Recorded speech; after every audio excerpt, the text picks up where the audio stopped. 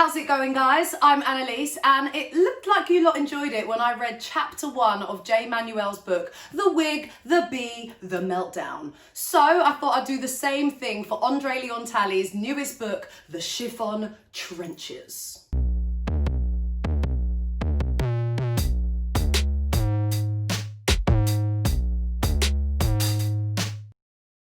If you're new to my channel, please don't forget to subscribe for ANTM recaps, my outfit checks with fashion and styling inspiration, and videos like this one.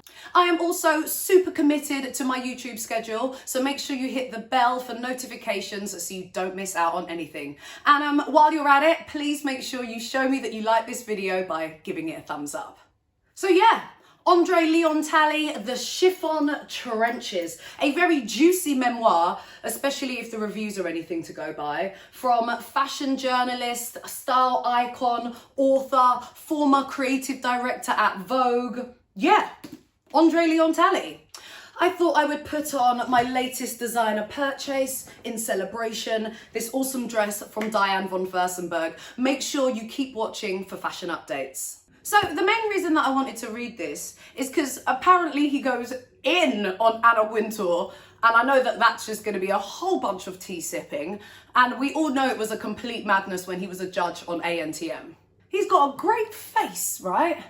Proper decent book here. Let me tantalise you by reading the inside cover. Discover what truly happens behind the scenes in a world of high fashion in this detailed, storied memoir from a style icon, best-selling author, and former Vogue creative director, Andre Leon Talley. During Andre Leon Talley's first magazine job, assisting Andy Warhol at Interview, a fateful meeting with Karl Lagerfeld began a decade-long friendship and propelled Talley to the upper echelons by virtue of shared knowledge and an adoration for fashion. He moved to Paris as a bureau chief of John Fairchild's Women's Wear Daily, befriending fashion's most important designers. But as Talley made friends, he also made enemies. A fraught encounter with a member of the House of Yves Saint Laurent sent him back to New York and into the offices of Vogue under Grace Mirabelle. There he developed an unlikely but intimate friendship with Anna Wintour, and he rose to the top of Vogue's masthead. Talley became the most influential man in fashion.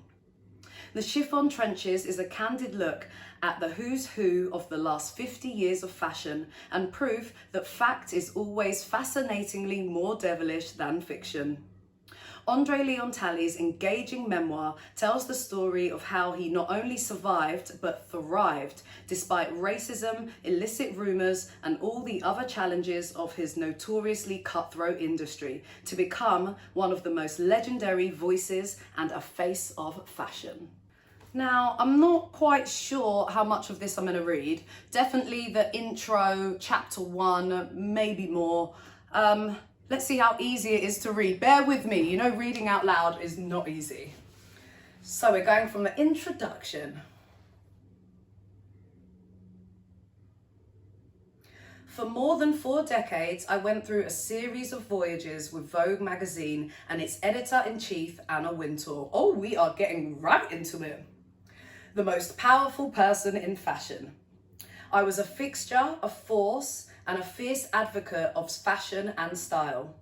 When I was an adolescent, Vogue was my inspiration. When other kids were tacking up baseball cards to their bedroom walls, mine were filled with the pages of the world's most influential fashion magazine. To my 12-year-old self, raised in the segregated South, the idea of a black man playing any kind of role in this world seemed like an impossibility. To think of where I've come from, where we've come from in my lifetime and where we are today, it's amazing. And yet, of course, we still have far to go. As I write this, I've just seen Beyonce Knowles Carter's September 2018 Vogue cover. It is in some ways another in a long line of fantastic images that have made it through the meticulous process of becoming a cover at Vogue. And then in other ways it stands alone. This picture and what it represents is hugely important and significant. When you look at this cover and know that Anna Wintour, whose exquisite taste has defined Vogue for decades, gave Beyoncé creative control of her cover and cover story, then you start to understand its importance. And it was the September issue, the biggest issue in the yearly lineup. Beyoncé is an incredible tsunami of talent and power. She cannot be defined through the cultural standards that define Vogue. Beyoncé defines herself. When I first saw this cover, I knew it was history in the making.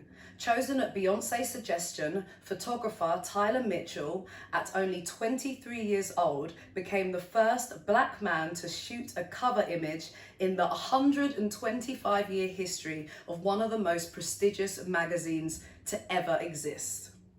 Beyoncé stands outside on a lawn, somewhere outdoors, no big expensive studio. There's flowing white sheets on a line like laundry as a backdrop. Besides the Rococo fresh flower arrangement on her head, Beyoncé's dressed simply in a long Gucci dress. Her makeup natural, her skin moisturized, and her knees exposed and firmly together. No apologies or nuance or overt sexuality. That image conjures for me laundry drying in the fresh open air. That image conjures for me laundry drying in the fresh open air.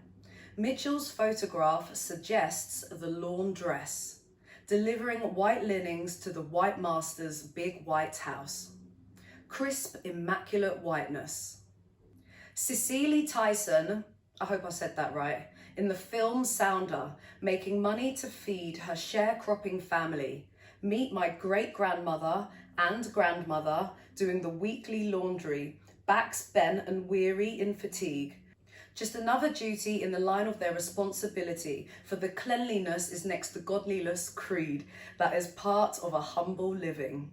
In all its elegance, the sheet symbolises so many black women in their own confident beauty, who did laundry to survive, to provide for their families, to put food on the table. I find it subtly very black, basic and black. Black with style. As Mitchell so aptly pointed out in a Vogue magazine interview about the shoot, for so long, black people have been considered things. I see the influence of Kara Walker, Alice Walker, Zora Neale Hurston, along with the unnamed armies of black mothers and maids working for whites to keep food on their own tables. That is amazing to me. The scene is fresh, unprecedented, and without parallel in the history of Vogue magazine covers. Knowledge is power.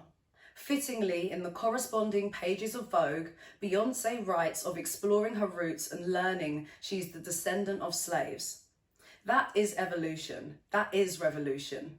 She describes how she fought to get her body back from her first child and how the twins she embraced for her fupa.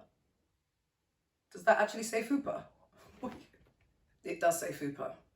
She described how she fought to get her body back after her first child and how with the twins she embraced her fupa, her little baby stomach, and how her arms are bigger and she embraced that too.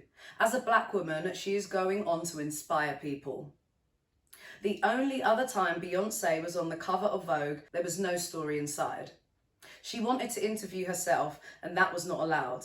And now, this time, in 2018, she had full control of her story, suggesting the first black American photographer for the cover and writing her own narrative inside the issue. Beyoncé can do that because she's the most popular woman in the world. And she chooses to do that because, why? I suspect it's because she knows what all black people know.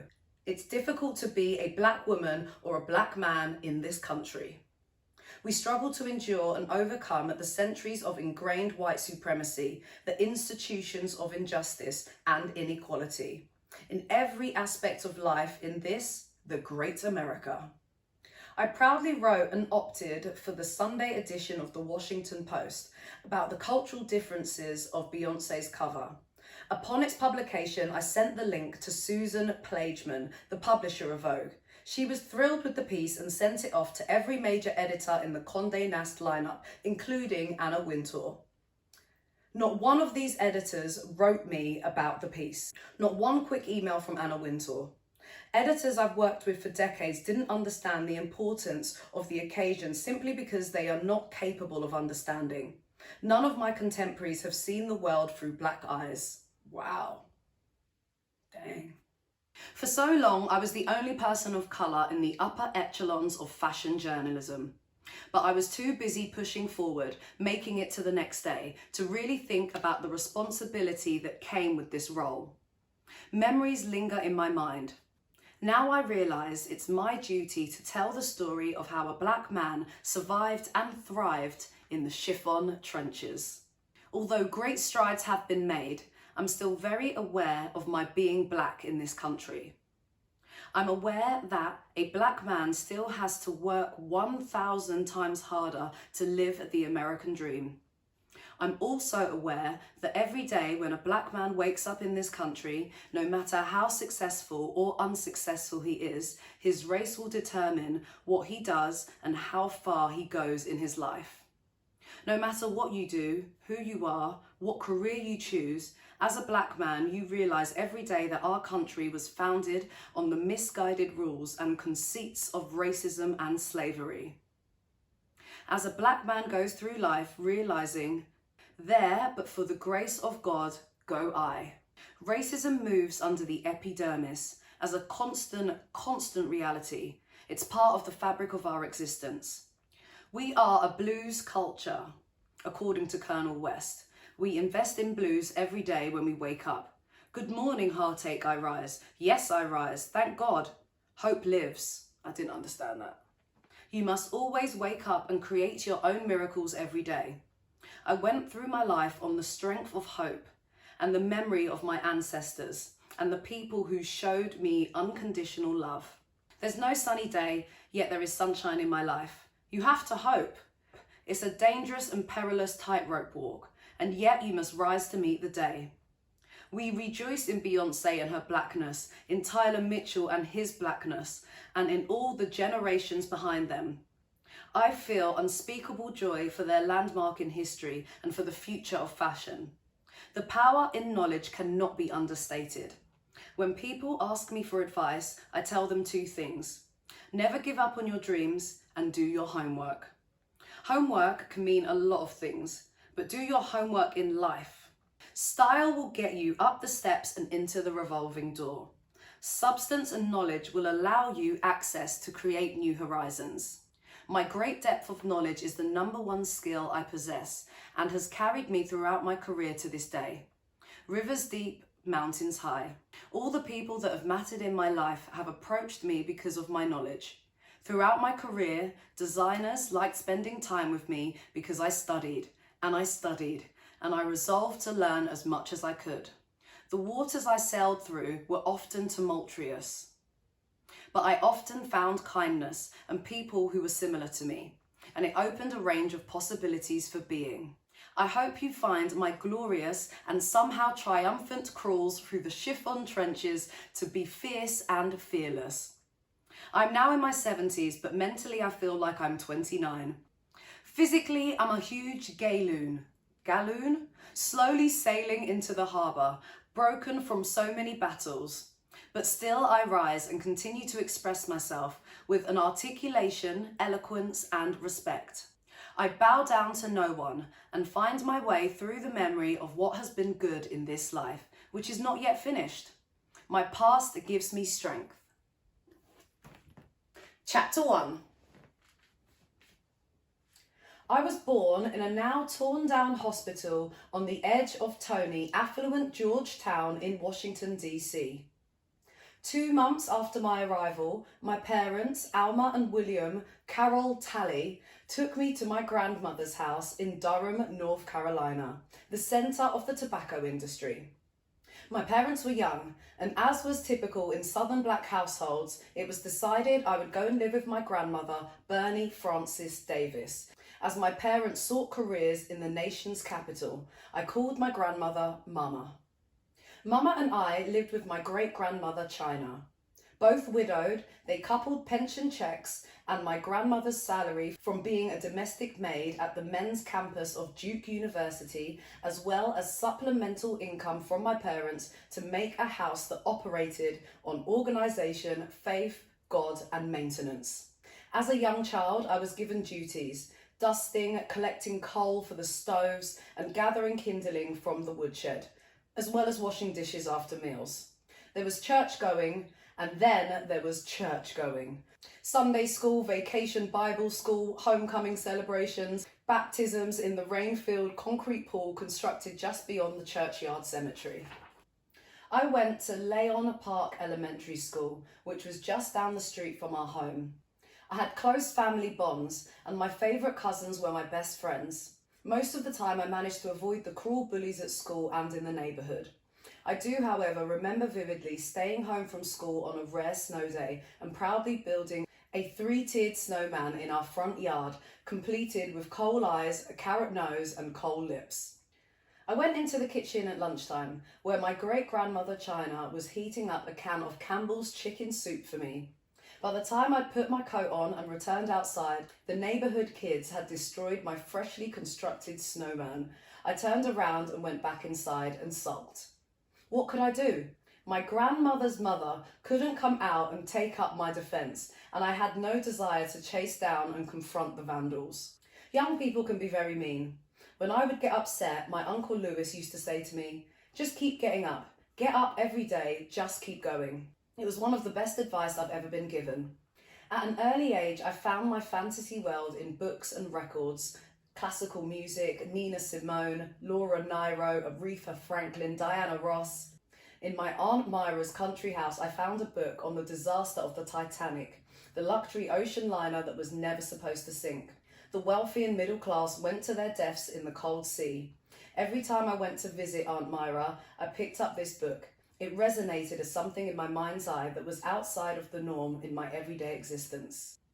My favourite retreat was the City Library in downtown Durham, North Carolina. By the age of 12, I'd read every magazine and book I'd come across. My world had become the glossy pages of Vogue, where I could read about Truman Capote's legendary ball given at the Plaza in honour of Katharine Graham, and Gloria Vanderbilt in her patchwork antique quilts with Elizabethan ruffs created by Adolfo.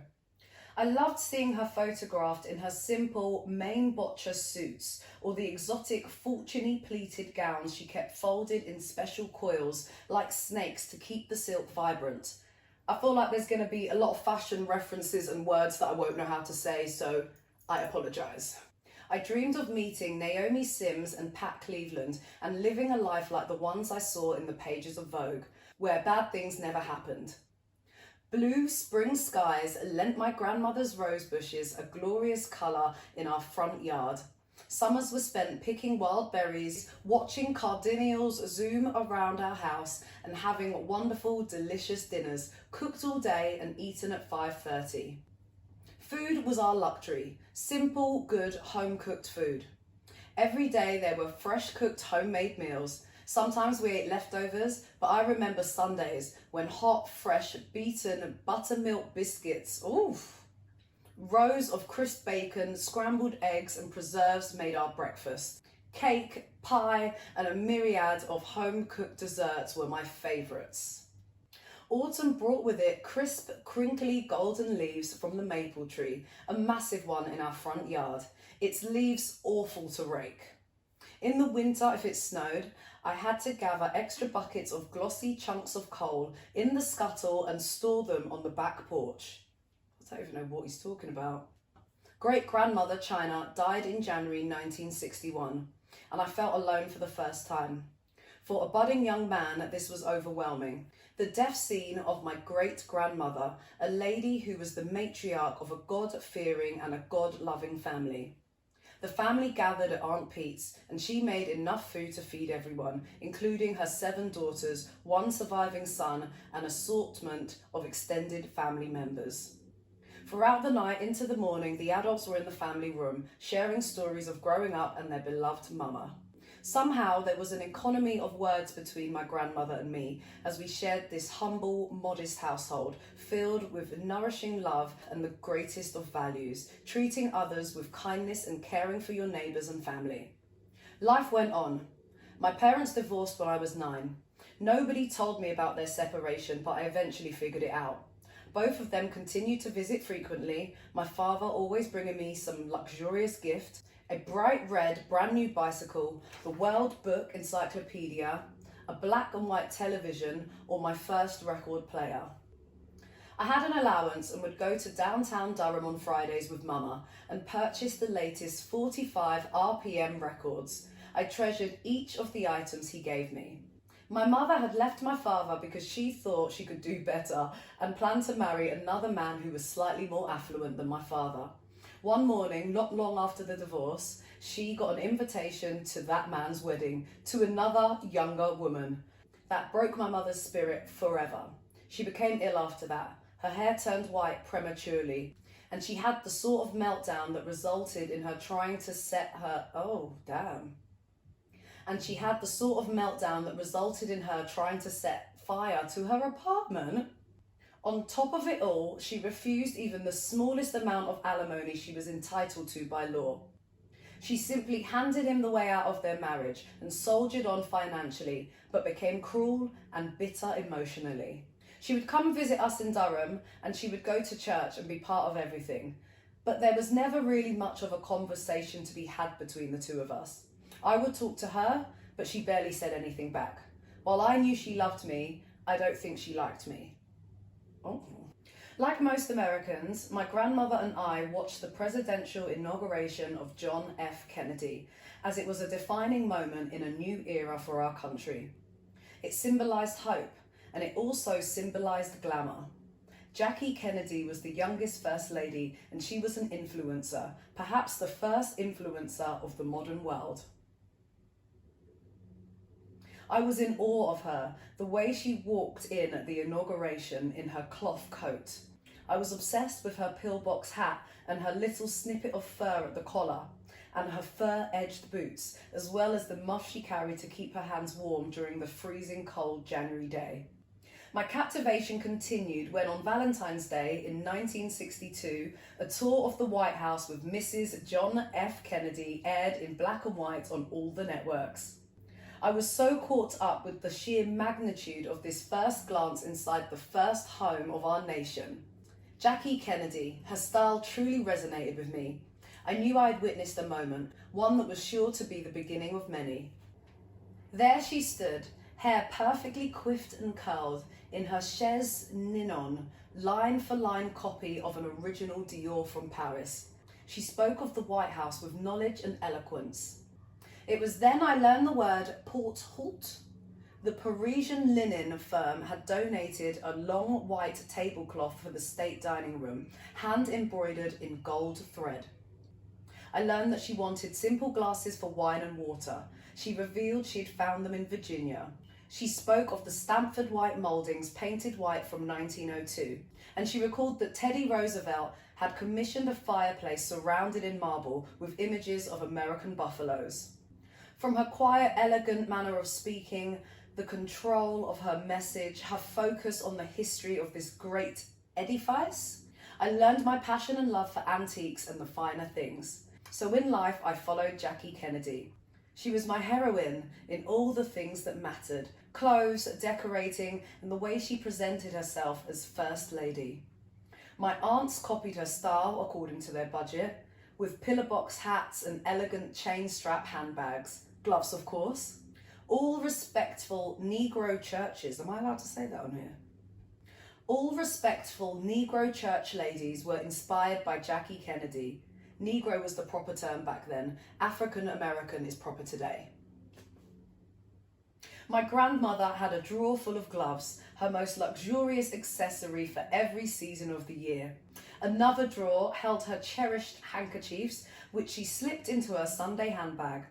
Mama wore medium-heeled shoes, which fascinated me to watch on our walk to church, especially her navy blue leather ones with the gross grain bow, a type of bow I'm guessing, by Neutralizer, bought at great expense with a matching handbag.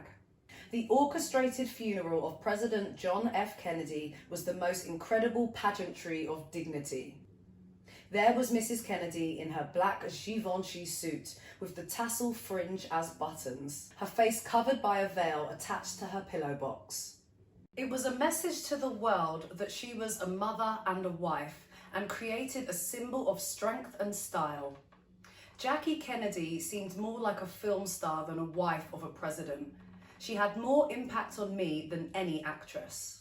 I created my fantasy world through Jackie Kennedy. A hefty diet of fashion glossies and fashion supplements taught me everything I needed to know. I knew about Jensen, the Paris-based decorator, and Monsieur Boudin, who helped CZ Guest, this uber-wasp icon of style and affluence, decorate her rooms.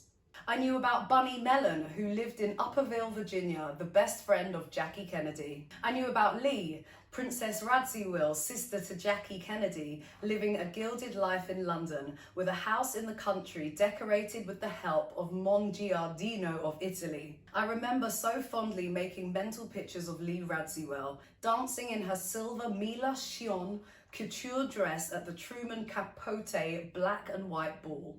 With the massive influence of fashion magazines, I became a devoted Francophile. My favourite show on television was Julia Childs on Sundays.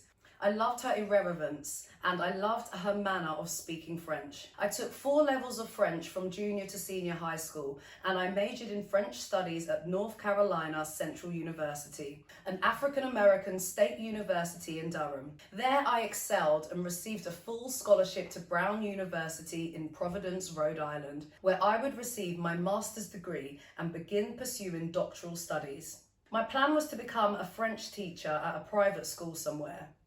I didn't much mind where, I just knew I wanted to be out in the world.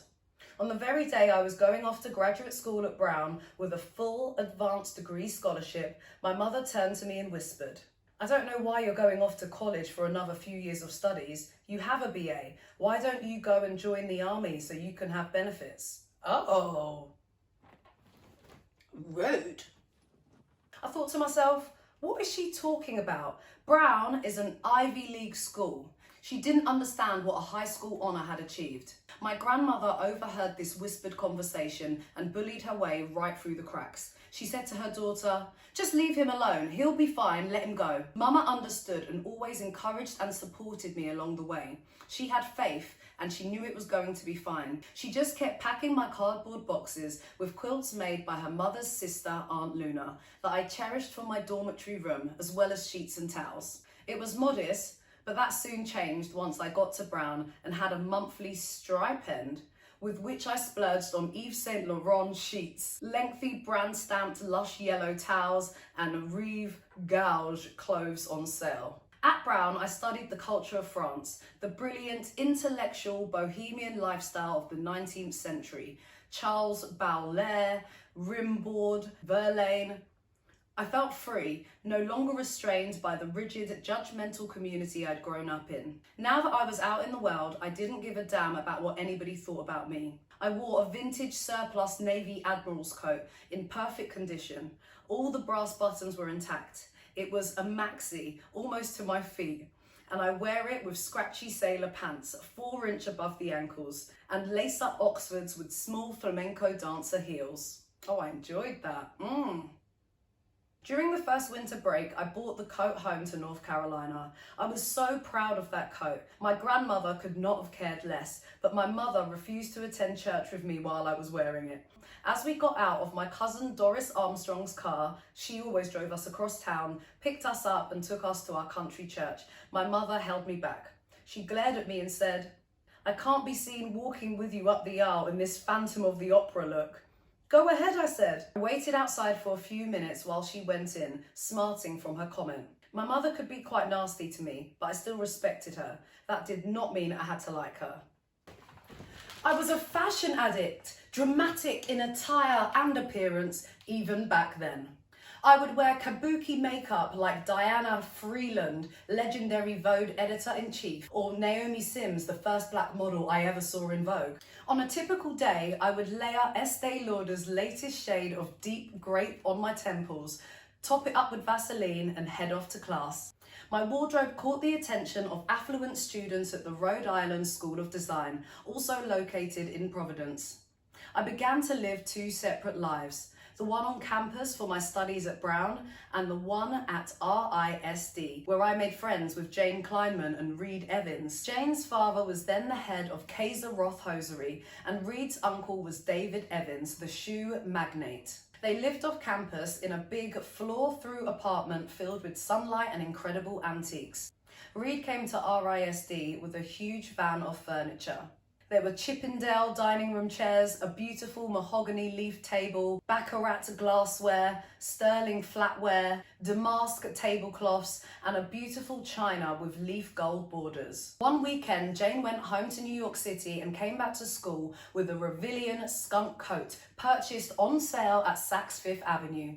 She was so proud of that coat. It was the exact same coat that Babe Paley owned, South American skunk, Chilean skunk in fact, Diana Freeland's favourite. Reed and Jane ruled. They seemed to have it all. The best clothes, the best furniture. They were New Yorkers. On my birthday in October 1974, they brought me to New York to attend the Coty Awards fashion show at FIT. I don't remember anything about the show except meeting Joe Iula, who was an important illustrator for Halston, then the hottest designer in America.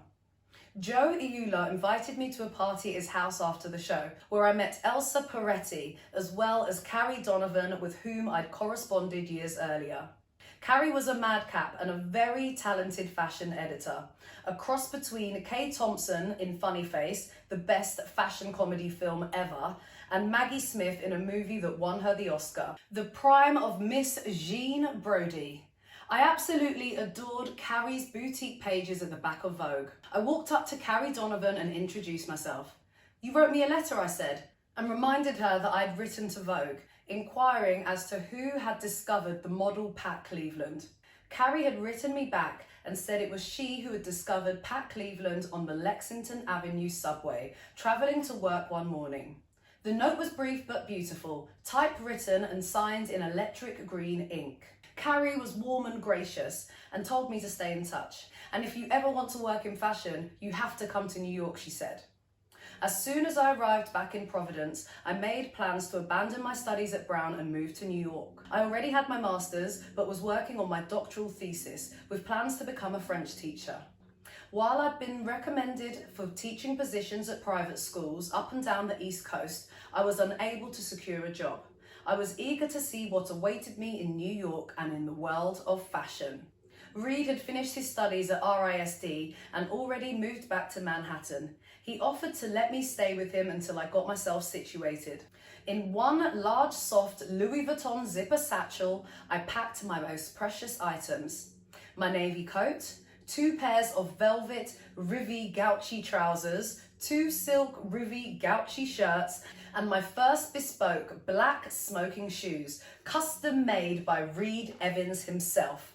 They were burnt-toed slip-ons, lined in flaming red. Jane Kleinman's father wrote me a letter of introduction to the Costume Institute at the Metropolitan Museum of Art, where Diane Freeland was hiring volunteers to assist her curation of the epic exhibit, Romantic and Glamorous Hollywood Design. The letter worked and I was hired, with no salary.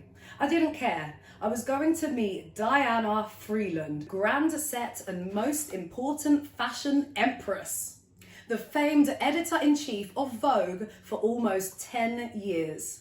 Considered to be one of the great fashion editors of all time. Running the Costume Institute was Vreeland's dream and my own dream apprenticeship. It was highly selective. There were only about 12 of us. My first day as a volunteer, I was handed a shoebox filled with metal discs and a pair of needle nose pliers. "Fix this," I was told. "What's this?"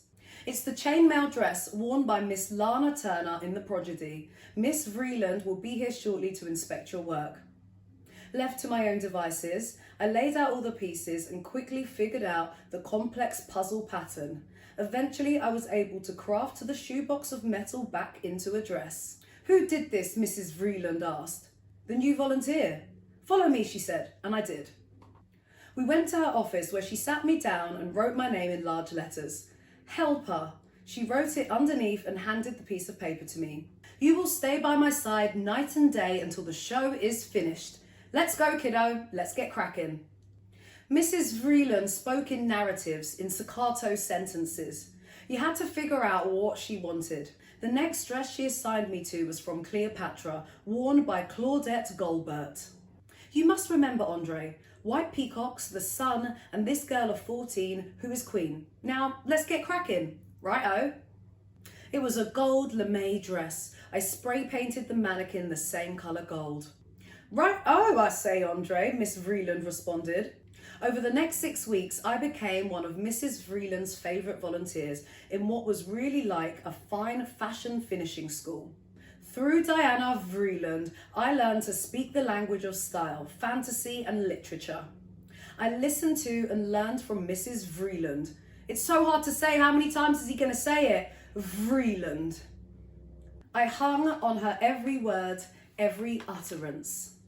I towered above her physically, but I was utterly respectful and properly reverent, as she in turn treated me with great respect.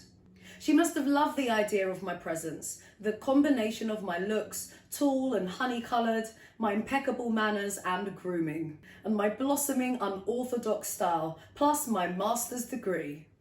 After the exhibit's opening night in December, I needed a job. I tried working as a receptionist at the ASPCA, but it was too tragic. Miss Vreeland called me into her office late one afternoon, just before taking off for the Christmas holiday season. Don't go home to Durham, Andre, Vreeland pronounced. If you go home to the south, you will get a teaching job, of course, but you will never come back to New York. It will happen for you. Just sit tight and don't run home. But I have no money. I need a job. Stick it out. You belong in New York. Don't go home for Christmas. With that, I was dismissed, and she was off to the beautiful home of Oscar and Francois de la Renta in Santo Domingo. Christmas Eve 1974 turned out to be one of the darkest nights of my life. I had no money. I was sleeping on the floor of a studio of my friend Robert Turner's, a fellow volunteer. He was out of town for the holiday. I slept on a horse blanket found at a local thrift shop and borrowed a pillow from his platform bed. There was nothing left in the refrigerator and not 1 cent strewn around for me to get a greasy burger. I opened the cupboards and found a can of Hershey's chocolate syrup, which I devoured with a fine silver teaspoon and followed with a glass of water to chase the thick, dense syrup down. The phone rang at 10 p.m. It was my grandmother. Ray. She never called me Andre. Your father is here next to me. I'm sending him to drive through the night and bring you home. You need to be ready. He'll be there tomorrow on Christmas Day. You come home. You belong home. You've never been away for Christmas. I insisted I wasn't about to come home. Mrs. Vreeland had said it would happen for me in the new year. Mama hadn't put up an argument when I left for Brown, so why is she so adamant now? So I asked her, why? Why do you want me to come home so urgently? Silence. Pause. Then she shouted into the telephone, come home, because I know you're sleeping with a white woman up there. That was the furthest thing from reality. I laughed out loud and assured her that that was not the case. She uttered something and hung up the phone. I knew she was upset, but I had faith in Mrs. Vreeland. During that long, lonely Christmas week, I visited St. Thomas Episcopal Church often. There I would meditate and pray for my parents and my grandmother and thank God for the gifts and opportunities I'd been given. I was grateful to be in New York, even with my future so uncertain. I was confident that my faith and my knowledge would see me through, even if my stomach continued to rumble. Oh, wow. Only while editing this did I realise how long it was. I clearly got lost. I got lost in the trenches, Andre Leon Talley's Chiffon Trenches. I hadn't pre-read the book, so the themes and topics were a total surprise to me. And you know what? I was captivated, even if some of the language and fashion references went right over my head. I actually went on to read chapter 2, but I think at this point I'm going to have to leave that in a part 2. So I hope you enjoyed the video up until this point. If you did, please do give it a thumbs up and let me know if you'd like to see me read more books in the future. Thank you so much for watching. Don't forget to subscribe for more juicy content from me, Annaliese Days. See you in part 2.